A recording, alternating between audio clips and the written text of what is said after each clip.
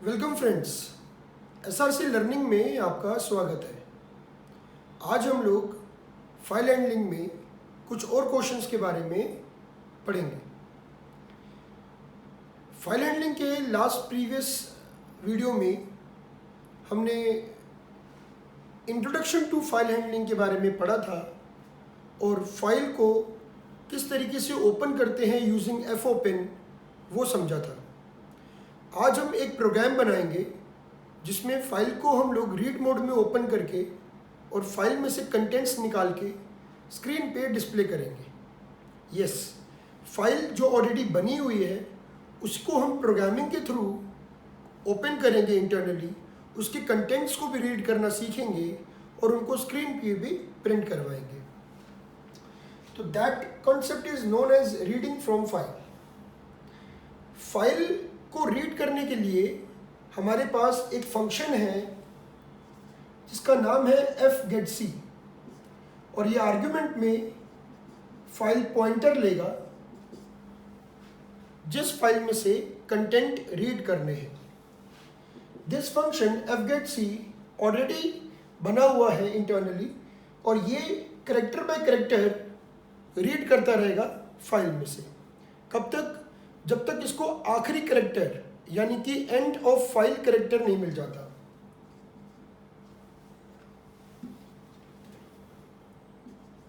It reads from the associated file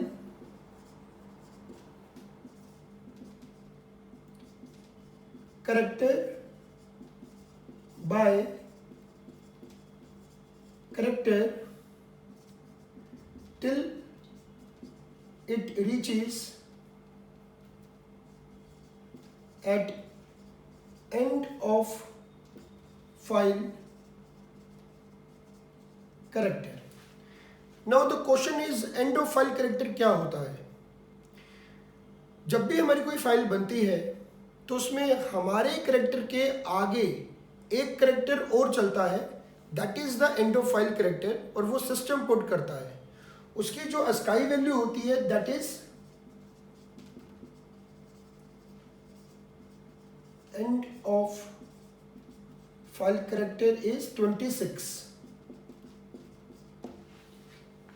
ठीक है, but जैसे ये एंड ऑफ फाइल कैरेक्टर को रीड करता है तो ये कैरेक्टर रिटर्न जो लास्ट कैरेक्टर 26 अस्काई वैल्यू है उसको ना रिटर्न करके एक मैक्रो रिटर्न करेगा EOF, and of file. This is a macro जो ऑलरेडी अंदर बना हुआ है और इसकी जो डेफिनेशन है वो अगेन stdio.h के अंदर डिफाइंड है। ठीक है, तो जैसे हमारा कैरेक्टर एंड ऑफ फाइल को मीट करता है यानी कि EOF जैसे हमें रिटर्न होता है EOF, क्योंकि हमारा जो fgetc है end of file character meet होने पे वो आखिरी कैरेक्टर की वैल्यू रिटर्न ना करके and of file macro return करता है। जैसे EOF हमको प्राप्त होता है हमारे fgetc के द्वारा तो हम मानते हैं कि हमारी फाइल एंड हो गई है और वहाँ से उसके आगे से हम रीड करना बंद कर देते हैं। तो इस fgetc को हम किसी लूप के अंदर रखेंगे क्योंकि हमें कैरेक्टर बाय कैरेक्टर रीड करना है, और वो लूप कब तक चले? जब तक हमको एंड ऑफ फाइल कैरेक्टर नहीं मिल जाता तब तक चले, और तब तक जब वो चलेगा, जितनी बार भी वो चलेगा, जब तक उसको एंड ऑफ फाइल कैरेक्टर नहीं मिलता तब तक वो चलता रहेगा। और एवरी टाइम जो भी कैरेक्टर वो हमको दे रहा है as a return value read करके उसको हम स्क्रीन के ऊपर प्रिंट करवाते रहेंगे। ठीक है, तो चलिए इसका एक प्रोग्राम बना के देखते हैं।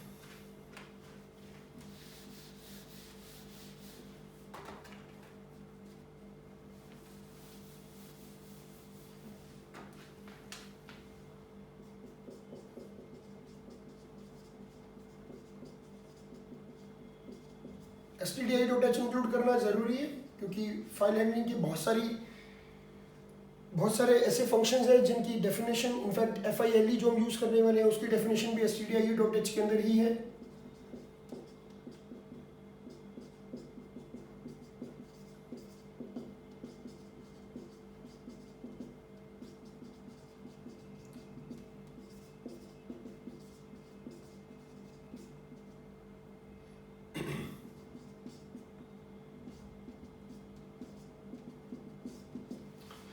अब देखिए हम चाहे तो यहाँ पे यूज़र से भी इनपुट करवा सकते हैं फाइल का नेम। तो जो यूज़र इनपुट करेगा फाइल का नेम, वो वाली फाइल यहाँ पे फिर हमारी ओपन होगी, या हम डिफ़ॉल्ट अपनी तरफ से कोई कांस्टेंट फाइल का नेम भी यहाँ पे दे सकते हैं कि जिस फाइल को हम ओपन करवाना चाहते हैं।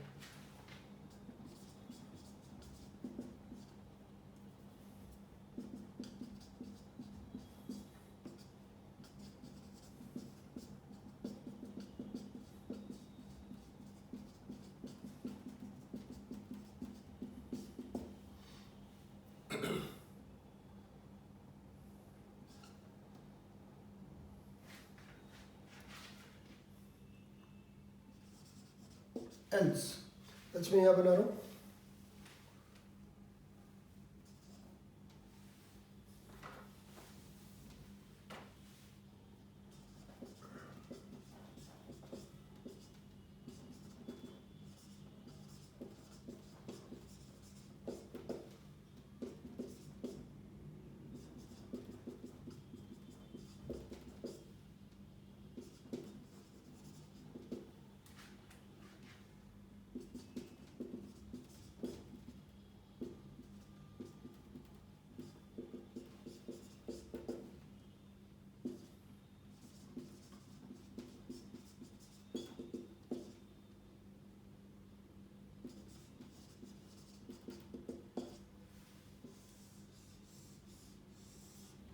देखिए इस प्रोग्राम के अंदर हमने एक फाइल test.c नाम की फाइल हम मान के चल रहे हैं कि ऑलरेडी बनी हुई है। इस फाइल के अंदर मान लीजिए कुछ भी लिखा हुआ है, लेट्स से इसके अंदर लिखा हुआ है test.c के अंदर लिखा हुआ है hello C। तो fp नल तो नहीं होगा क्योंकि ये फाइल ऑलरेडी हम मान के चल रहे हैं बनी हुई है। अगर नल है तो फाइल डज नॉट एग्जिस्ट करके, ठीक है, इस एल्स का जो ब्रैकेट है वो ये बंद हो रहा है, this is the end of else. तो file does not exist message आ जाएगा, गेट ch प्रोग्राम से बाहर आ जाएंगे। पर हम मान के चल रहे हैं कि ये फाइल ऑलरेडी बनी हुई है और ये ओपन हो जाएगी रीड मोड में क्योंकि हमने यहाँ पे R दिया हुआ है। तो fp के अंदर एड्रेस आ गया। एक बार जब फाइल ओपन हो जाती है तो अब आगे से फाइल को फाइल के नेम के थ्रू एक्सेस नहीं करते बल्कि fp के थ्रू एक्सेस करेंगे, यानी कि फाइल पॉइंटर के थ्रू एक्सेस करेंगे। और मैंने बताया हुआ है कि fp कोई ज़रूरी नहीं है, इसको आप बदल के कुछ भी रख सकते हो नाम, इसको चेंज नहीं करना है, ठीक है। तो अब हमने क्या किया, test.c नाम की फाइल हमने रीड मोड में ओपन करी और मान लेते हैं कि वो ओपन हो गई। फिर हम यहाँ से एल्स में जाएंगे क्योंकि ये कंडीशन हमारी ट्रू नहीं थी। तो एल्स में हमने यहाँ पे वाइल लूप लगा रखा है, वाइल 1। जब भी हम वाइल 1 का यूज करते हैं तो इसका मतलब होता है, इसका मतलब है while 1 is not equals to 0, ठीक है। ये ऑलरेडी हमने लूप में पढ़ा हुआ है। While 1 is not equals to 0, ये कंडीशन हमारी इनफाइनाइट लूप को लीड करेगी क्योंकि 1 कभी भी 0 के इक्वल, या मैं कहूँ कि कोई एक कांस्टेंट दूसरे कांस्टेंट के कभी भी इक्वल नहीं होता। तो ये हमने क्यों लगाया है, जनरली अभी के लिए समझ लीजिए कि ये हम तब लगाते हैं जब हमारे पास हमें समझ नहीं आता कि हमें कौन सी कंडीशन लगानी है और हम अंदर ब्रेक स्टेटमेंट दे देंगे, लेकिन कंडीशनल वैल्यू हमें क्या लगानी है हमें नहीं पता, तो हम उस चीज़ के लिए हम वाइल 1 का उपयोग कर सकते हैं। हालांकि यहाँ पे मेरे पास कंडीशन भी थी लगाने के लिए, लेकिन बहुत शुरुआती प्रोग्राम्स हैं, आगे चल के बताऊंगा कि हम इन्फिनाइट लूप की जगह दूसरी कंडीशन कैसे पुट ऑन कर सकते हैं। फिलहाल हमने लगा रखा है वाइल 1 और इसको आप समझिए कि ये इन्फिनाइट लूप है। अब इन्फिनाइट लूप से बाहर आने के लिए आपको ये ध्यान रखना पड़ेगा कि मुझे एक डेलिबरेटली ब्रेक स्टेटमेंट या एग्जिट फंक्शन की कॉलिंग करवानी पड़ेगी, नहीं तो मैं लूप के अंदर इन्फिनाइट टाइम तक घूमता रहूँगा, ठीक है ना। तो जो कंट्रोल ना घूमता रहे इसके लिए हमें क्या चाहिए, हमें एक ब्रेक स्टेटमेंट चाहिए जो हमने यहाँ लगा रखी है, ठीक है। अब क्या हो रहा है, fgetc fp ये क्या करेगा, फाइल में से फर्स्ट कैरेक्टर रीड करेगा, test.c नाम की फाइल में से पहला कैरेक्टर रीड करेगा और उसको ch में डालेगा, क्योंकि जो फाइल के अंदर हर चीज़ कैरेक्टर है, अगर डिजिट है तो वो भी कैरेक्टर है, कोई सिंबल है तो भी वो कैरेक्टर है। तो पहला जाएगा h क्या uf के इक्वल है, नहीं। uf क्या होगा, जैसे मान लीजिए मैंने यहाँ पर मेरा कर्सर है, ठीक है ना। अब मैंने c लिखा, c के आगे मेरा कर्सर यहाँ ब्लिंक कर रहा है, तो this is the end of file character, जहाँ मेरा कर्सर ऐसे कैसे करके ऐसे ब्लिंक कर रहा है, जो दिस इज द, अगर मैं एंटर प्रेस कर देता तो कर्सर मेरा नीचे आ जाएगा, तो वो मेरा एंड ऑफ फाइल कैरेक्टर है। तो वो एंडोफाइल एच मेरा एंडोफाइल तो नहीं है, तो उसको प्रिंट कर दो। क्या प्रिंट करेगा? Only H. उसके बाद यहाँ से ऊपर जाएगा, यही तो कंडीशन ट्रू ही है क्योंकि 1 0 के इक्वल नहीं है। अगला कैरेक्टर क्या रीड करेगा? ई एंडोफाइल के इक्वल है नहीं, तो ई को भी प्रिंट कर देगा।